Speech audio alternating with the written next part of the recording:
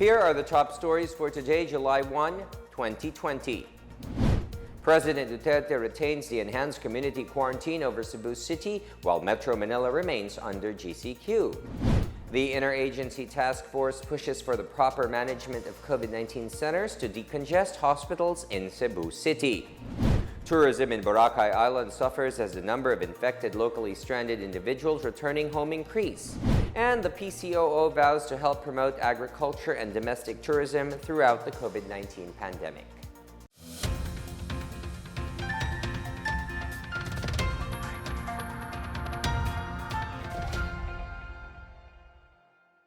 Good day, I'm William Theo. Welcome to the PNA Newsroom. President Rodrigo Duterte retained the enhanced community quarantine status in Cebu City due to continuing increase in the number of COVID-19 infections in the area. Duterte made the announcement as he acknowledged that Cebu City is having a hard time coping with the challenges brought about by the COVID-19 crisis in the country. Cebu City would remain under ECQ until July 15. Cebu is now the hotspot for COVID. Bakit? Wala mong sunod eh. Marami sa inyo hindi sumunod. Look, I am here to run government. I'm not here to stay forever. As a matter of fact, I am on my last 2 years. God, you better shape up.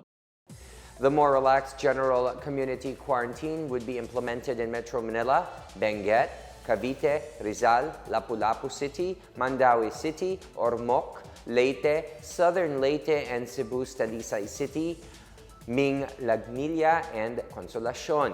Modified GCQ will be imposed in Abra, Baguio City, Ifugao, Kalinga, Ilocos Norte, La Union, Pangasinan, Cagayan, Isabela, Bataan, Bulacan, Nueva Ecija, Pampanga, Angeles City, Batangas, Laguna, Quezon, Lucena City, Palawan, Puerto Princesa City, Albay, Camarines Norte, Camarines Sur, Naga City, Capiz, Iloilo City, Negros Occidental, Bacolod City, Cebu Province, Bohol, Negros Oriental, Tacloban City, Western Samar, Zamboanga City, Zamboanga del Sur, Bukidnon, Misamis Occidental, Misamis Oriental, and Cagayan de Oro. Also placed under MGCQ are Davao del Norte, Davao del Sur, Davao City, Davao de Oro, Cotabato, South Cotabato, Agusan del Norte, Butuan City, Lanao del Sur, and Maguindanao. MGCQ in the said areas would be imposed with strict local action such as localized community quarantine, zoning, strict enforcement of minimum health standards, scale-up of health system capacity, and isolation of overseas Filipinos, locally stranded individuals, and close contacts. The rest of the country would be placed under MGCQ. Environment Secretary Roy Cimatu said around 12,000 locally stranded individuals in Cebu City are being withheld from leaving the area due to the enhanced community quarantine. Cimatu, who is tasked to lead the COVID-19 response in the city, said the LSIs will only be allowed to leave when the community quarantine restriction eases. Cimatu said he acknowledged the improvement in compliance of the residents to the quarantine measures. He personally recommended the extension of ECQ in Cebu due to the highest number of new cases in a single day. The Philippine National Police has deployed over 100 of its elite Special Action Force commandos to ensure the residents' compliance with ECQ protocols. President Duterte has ordered the Department of Interior and Local Government to gather all locally stranded individuals and provide them with accommodation and food while waiting for their flights.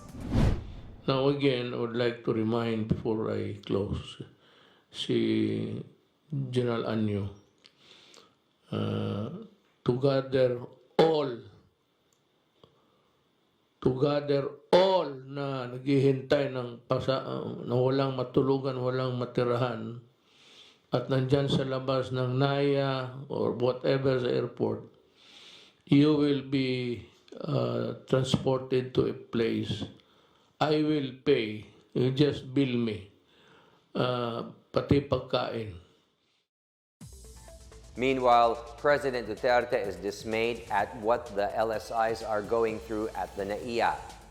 He felt for those LSIs and other plane passengers who are staying and even sleeping outside the airport terminal because of lack of chairs inside the building. The president said it was in contrast with the situation at the Port of Manila, where LSIs were given seats. He directed Transportation Secretary Arthur Tugade to address the issue. I'd like to call the attention of Secretary Tugade. Art, alam mo yung airport na yan, kung sino nag-design na yan, bihin mo sa kanya, walang upuan. Ilan lang ang upuan pagka ang mga flights nagpatong, yung iba nakatindig sa... And what's really worse is that merong restaurant dyan sa labas na malaki. Paalisin mo yung restaurant, lagyan mo ng upuan, kasi yung iba merong mga bata, buntis, walang upuan. Sinong art? Lagyan mo ng silya lahat yan. Yung restaurant dyan, kung ma-terminate mo contracts, terminate them because I need them to seat the passengers waiting. Finance Secretary Carlos Dominguez admits that because of COVID-19, the Philippines may not meet some of its 2020 economic targets. Dominguez pointed out that the Philippines came in with strong economic fundamentals to address the pandemic. Prior to the crisis, Dominguez said the Philippines had the lowest underemployment and unemployment rate, very low poverty incidence, and had the highest credit rating ever. Our growth has been 6.6 on the average, 6.6% per year, on the average from 2016 to 2019.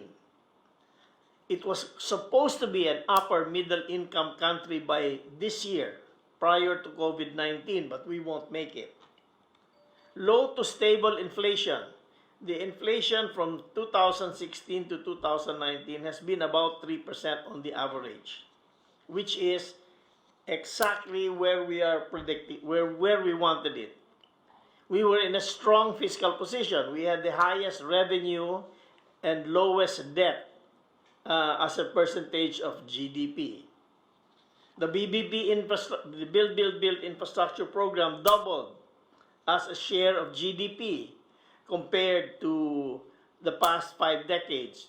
We averaged 4.5% of GDP in 2019. On the average was only about 2% for 50 years of GDP. That's spending on infrastructure. We had the highest credit rating ever. We got BBB+, and in one rating agency, the Japanese rating agency, we are actually A-. We had the lowest unemployment of 5.3% and underemployment of 14.8% in January of 2020. And the lowest poverty incidence of 16.7% ever in the Philippines, starting on 2018. So we have to face the new reality. The reality today is that the virus is not going to go away, and we will have to live with it for a long period of time. Mga kababayan ko, we made this program for you on a regular basis, explaining to you the wherewithals and all of how government is responding to the crisis and how it has also eaten up a lot of over money in the economy. So, alam ninyo, dublado ito. Now, the only thing that can really prevent it is to stop COVID or minimize COVID. Wag na lang sana na madagdagan. And the answer is really up to you. Kung gusto mo magkasakit, lumabas ka. President Rodrigo Duterte has ordered 3 government agencies to investigate a courier service whose personnel got caught in a viral video mishandling parcels. Duterte instructed the National Bureau of Investigation, Bureau of Internal Revenue, and the PNP CIDG to look into the local courier.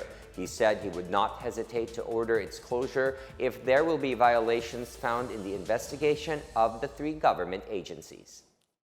Yung mga padala, nawawala, tapos yung pagdating, pinapalitan, wala ng laman. I am not condemning you now. I am not also insinuating that you are liable or guilty of doing it. It would depend greatly on what is the result of the investigation. Yung nakita nyo sa TV, yung tinatapon nila yung waste na ng mga basag-basag dyan, mga spoiled or yung kinunan o pinalitan, baka, masyadong marami. It's not really 1 or 2 incidents na tinapon ninyo. Hindi masyado yung sa the handling of the cargo. It's the lost cargo or cargo na pinalitan ninyo. As a courier, a company registered as a courier, I would like to, because of the so many complaints, but I will close you down. Sigurado yan. Sasarahan talaga kita, whether you like it or not, after the CIDJ and the NBI would finish their investigation and would point a liability sa inyo. Malacanang said the country only enjoyed a small victory when it disproved the UP researchers' prediction of 40,000 cases of COVID-19 by June 30. Presidential spokesperson Harry Roque attributed the country's success of not hitting 40,000 cases to the people's compliance with the government's health protocols. Roque said they are considering this as a small victory, which means that with behavioral change, we can prevail over the disease. He also emphasized the need for Filipinos to strive harder to further slow the spread of COVID-19 infections in the country. The UP's latest forecast is that COVID-19 cases in the Philippines could go up to 60,000 by July 31st. Roque said he was optimistic that Filipinos would do their part to once again beat UP's prediction in July. Still to come, the Interagency Task Force pushes for the proper management of COVID-19 centers to decongest hospitals in Cebu City. Tourism in Boracay Island suffers as the number of infected locally stranded individuals returning home increase. More on these when the PNA Newsroom continues.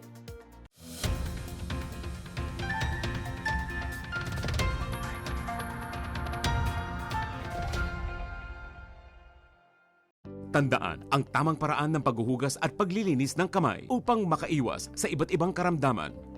Basain ng tubig ang mga kamay at sabunin. Unang sabunin ang mga palad at ang likod ng mga kamay. Kuskusin na maigi ang pagitan ng mga daliri at maging ang mga kuko. Isunod ang pagitan ng mga hinlalaki at kuskusin ng paikot ang mga dulo ng mga daliri sa magkabilang palad. Banlawang mabuti ang mga kamay sa malinis na tubig at patuyuin ang mga kamay gamit ang single-use towel o air dryer. Basta't sama-sama at laging handa, kaya natin to! Isang paalala mula sa DOH, PCOO, KBP at ng himpilang ito. Kakagaling ko lang ng grocery. Siyempre, hindi ko hahayaan na pumasok ang COVID-19 sa bahay at mapahamak ang pamilya ko. Kaya iiwan ko ang sapatos ko sa labas. At ngayon, maghuhugas ako ng kamay ng 20 seconds.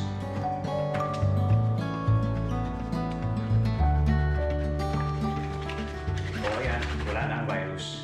Tandaan, buhay ng pamilya natin na nakasalalay. Let's heal as one. Alam niyo ba na pumapasok ang COVID-19 sa ating katawan sa pamamagitan ng mata, ilong at bibig? Kaya lagi kaming conscious dito sa bahay kapag umuubo kami. Lagi kami naghuhugas ng kamay in 20 seconds. Pag lumalabas kami, lagi namin suot ang mask. Lagi lang natin tatandaan mga mamshi. Buhay ng pamilya natin ang nakasalalay dito. Let's heal as one.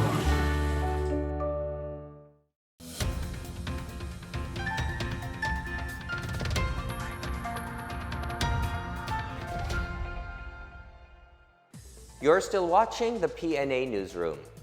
The Interagency Task Force for the Management of Emerging Infectious Diseases in Cebu City has pushed for the efficient management of patient care centers to decongest hospitals handling severe cases. IATF Deputy Chief Implementer for Visayas, Melquiades Feliciano, said proper management of isolation and quarantine facilities will enable medical frontliners to better handle severe COVID-19 cases. He said patient care centers are well equipped and manned by experienced health workers who are capable of taking good care of coronavirus patients. He also responded to some allegations that the city has been militarized, saying the main task of the military and police is to strictly enforce the ECQ guidelines. Meanwhile, the Cebu City Hall on Tuesday flew the Philippine flag at half-mast as a sign of respect to 77 city government workers and frontliners infected with COVID-19, 4 of whom have died. Among those who have died was City Councilor and former Congressman Antonio Cuenco. Most of the city workers infected with the coronavirus were involved either in taking swab specimens from suspected COVID-19 patients or taking blood samples for rapid testing and in contact tracing. Mayor Edgardo Labella has reiterated his call on the city residents to stay in their homes and avoid going out, and if they do not have any important transaction and essential things to buy. The capital will be closed from July 1 to 3 to give way for full disinfection. The deployment of medical doctors to Cebu City to assist to contain the coronavirus disease will be voluntary. DOH Western Visayas head Dr. Renilyn Reyes said the decision was reached after a meeting with Secretary Francisco Duque III and other officers of the department. DOH 6 Regional Director Marlene Convocara said the deployment was temporarily held in abeyance until all issues and concerns are settled with concerned physicians and other stakeholders. Meantime, no schedule was set yet if or when the deployment of volunteer doctors will be done. The local government units implement tighter screening and health protocols to contain the spread of COVID-19. A mobile app is also launched for faster assistance. More on these and other news in the provinces from Rom Dulfo. In Nueva Ecija, a 14-day-old infant from Santa Rosa became the 73rd and youngest positive case of COVID-19 in the province. The baby was admitted on June 22 at Gonzales General Hospital in San Leonardo. The baby's mother tested negative in a rapid test but is scheduled to undergo swab tests along with the father. In Pampanga, the provincial government launched on Monday the Balik Pinas Balik Pampanga Citizens app to assist all Kapampangans returning from abroad. The mobile app will serve as a tool in updating the provincial government beforehand on the number of returning overseas Filipinos that will arrive. This will also expedite the repatriation process as well as in determining the kind of assistance needed by the returnees. Kapampangans abroad may go to the www.balikpampanga.ph website and download the app to register. In Surigao del Sur, stricter quarantine measures will be implemented in Cantilan to contain the spread of COVID-19. Cantilan has 3 COVID-19 cases. All persons who intend to enter Cantilan shall be asked to present a medical certificate duly issued and signed by a government physician.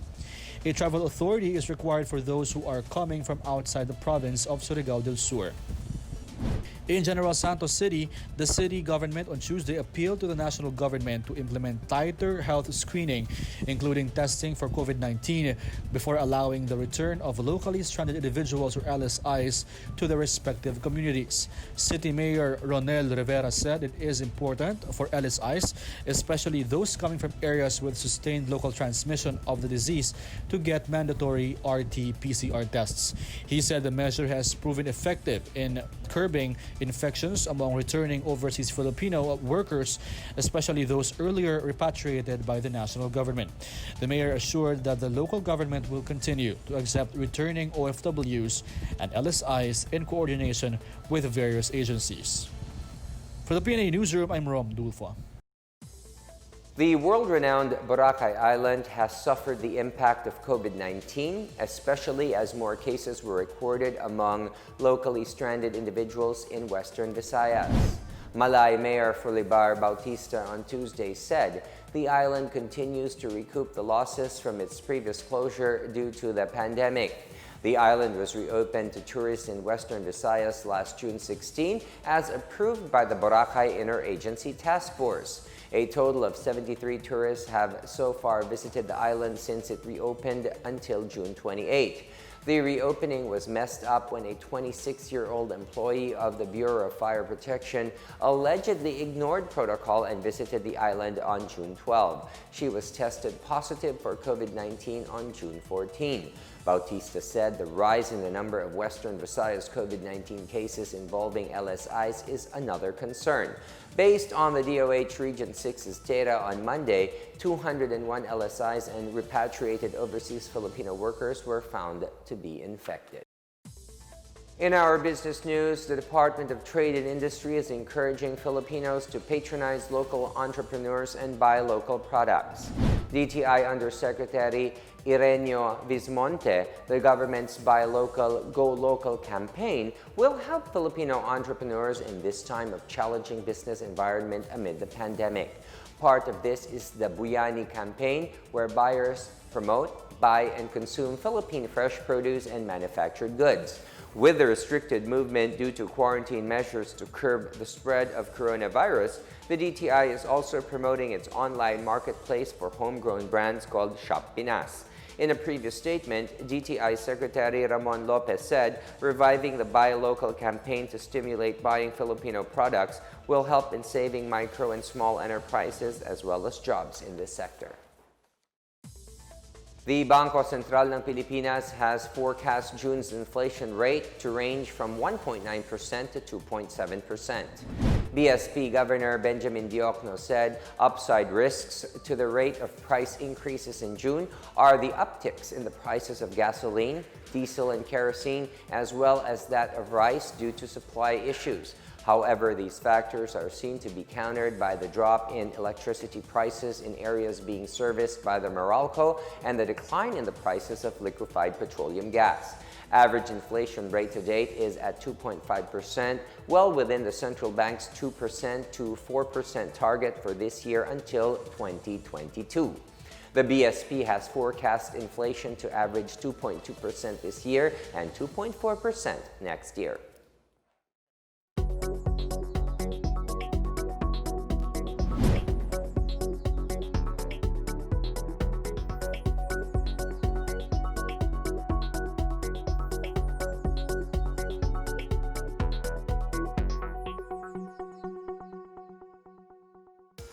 Up next, the PCOO vows to help promote agriculture and domestic tourism throughout the COVID-19 pandemic. And Malacanang says President Duterte may either sign the anti-terror bill or allow it to lapse. The PNA Newsroom returns after these reminders.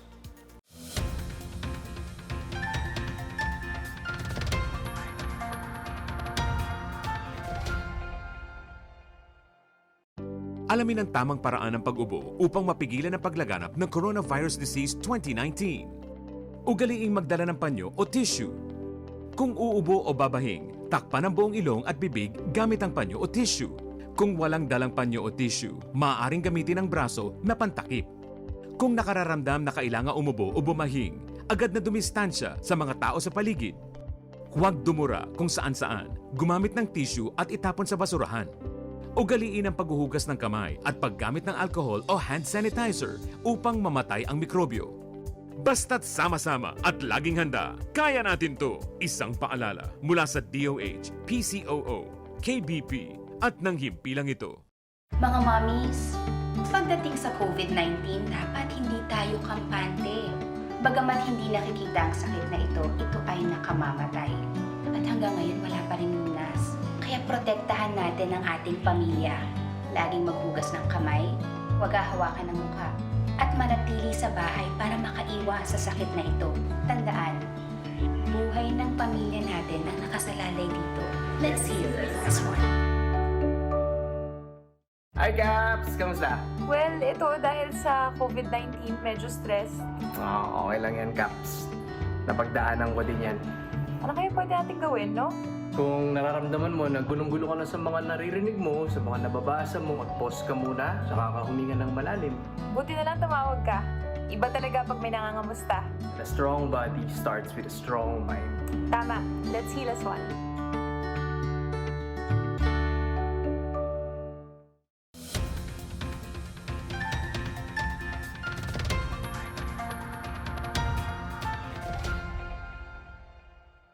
Presidential Communications Operations Office Secretary Martin Andanar on Tuesday committed to help in the promotion of the tourism and agriculture industry in provinces greatly affected by the COVID-19 pandemic. Andanar expressed his support in helping the city government of Vican, Ilocos Norte showcase the city's economic sectors.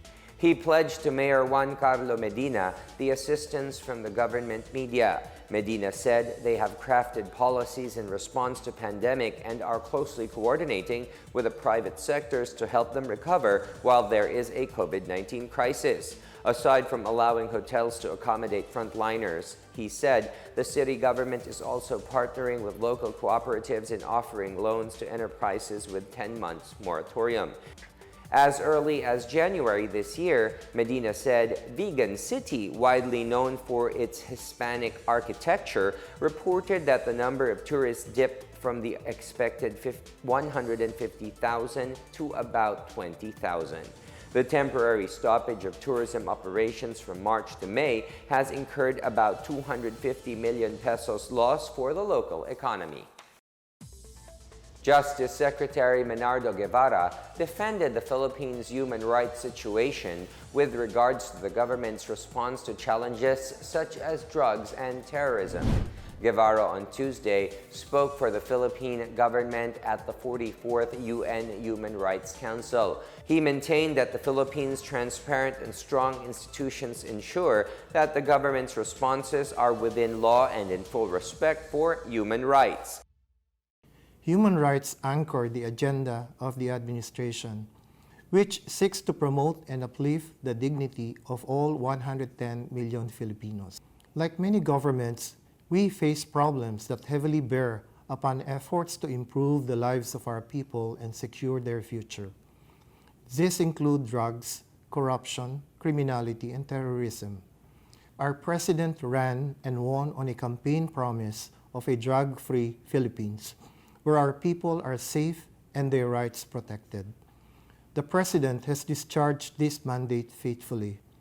After 4 years, the President and his anti-drug campaign enjoy the strong and widespread support of our people. We take each case brought before our authorities with the diligence it deserves. In the same manner, we ask that the human rights mechanisms exercise due diligence in validating allegations brought before them by parties. Malacanang says President Duterte will either sign or allow the Anti-Terrorism Act of 2020 to lapse into law. Presidential spokesperson Harry Roque, however, said that the Office of the Executive Secretary is still finalizing their inputs for submission to the President. The Office of the Chief Presidential Legal Counsel and the Department of Justice have already submitted their feedbacks. On Tuesday night, Duterte was busy meeting with members of the Interagency Task Force for the Management of Emerging Infectious Diseases. During the 36th ASEAN Summit last Friday, Duterte emphasized the need to continue the implementation of tougher measures to combat terror acts. Following the neutralization of 4 terrorists in Parañaque, the Armed Forces of the Philippines said the incident highlights the need to sign the proposed Anti-Terrorism Act of 2020 to beef up measures against terrorism.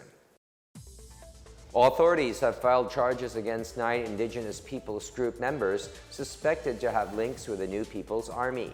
Meanwhile, several former rebels in Aurora and Agusan del Norte received livelihood assistance from the government. Marita Moaje has the story.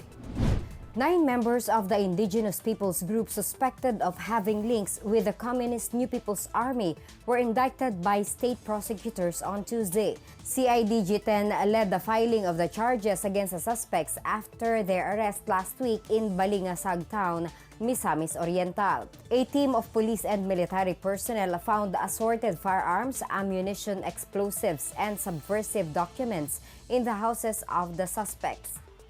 The CIDG-10 also said many of those arrested were part of a group of IP members who had camped out at the Misamis Oriental provincial capital in 2018, claiming they were displaced by the fighting between government forces and communist rebels. Meanwhile, at least 150 former supporters of the Communist Party of the Philippines New People's Army National Democratic Front in Davao de Oro condemned the rebel movement for various atrocities. The Army's 10th Infantry Division said that the former CPP-NPA NDF supporters are accusing the guerrillas of killing of their children, robbery, arson, the recruitment of minors, and other atrocities. The former NPA supporters held a March for Peace in Laak Town on Sunday, June 28, and adopted a resolution declaring the CPP-NPA NDF as persona non grata in the area. Davao de Oro 2nd District Representative Ruel Peter Gonzaga, who also attended Sunday's march, expressed support to the former members' decision to abandon the rebel movement.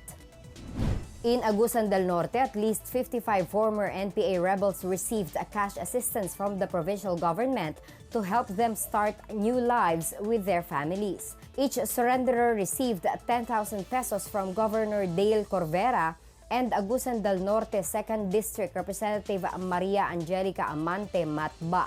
In addition, the 55 former rebels will avail of the government's Enhanced Comprehensive Local Integration Program or ECLIP for rebel returnees. In Aurora Province, 21 former rebels received a livelihood starter kits from the Department of Trade and Industry at the 91st Infantry Battalion headquarters on Monday, June 29. 15 former rebels received a total of 500 heads of broiler chicks with feeds and vitamins. 4 received vegetable seedlings and 4 sacks of fertilizers.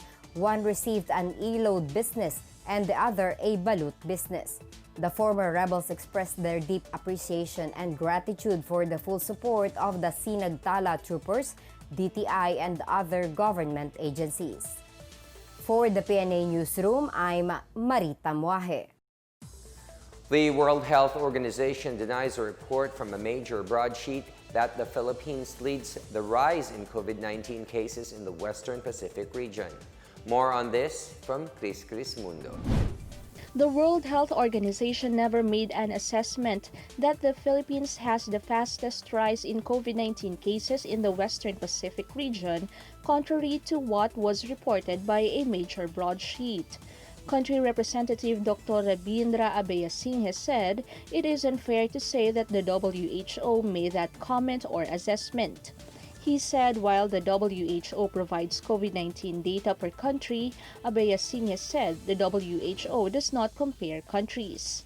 He noted that those assessments were done by a journalist of the Philippine Daily Inquirer using the WHO's dashboard. Data from the WHO Western Pacific region showed that the Philippines has the most number of new cases from June 17 to 23.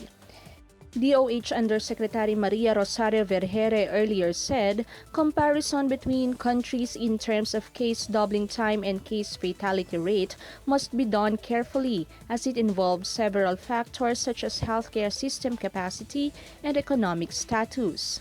As of June 28, Indonesia has the highest number of infections with 52,812 and Singapore with 43,246 cases. For the PNA Newsroom, I'm Chris Crismundo. 3 new projects designed to boost the country's fight against COVID-19 are now underway courtesy of the Department of Science and Technology. DOST Secretary Fortunato de la Peña said the projects will be implemented to address concerns on health, agriculture, natural resources, and emerging technology. Addressing and responding to COVID-19 through health research or ARCHER would cover interventions involving vaccines, repurposing of drugs and supplements, diagnostics, and kit validation studies. S&T for a Resilient Community Against the Pandemic, or STRAP, will include studies and technology development on work-from-home tools, workplace safety, safe mobility and transport, response, and coping with a new normal. Under the Rebuilding of Agriculture, Aquatic and Natural Resources in Response to COVID-19 program, the DOST would work on research and development technology, transfer, and information dissemination to ensure food security.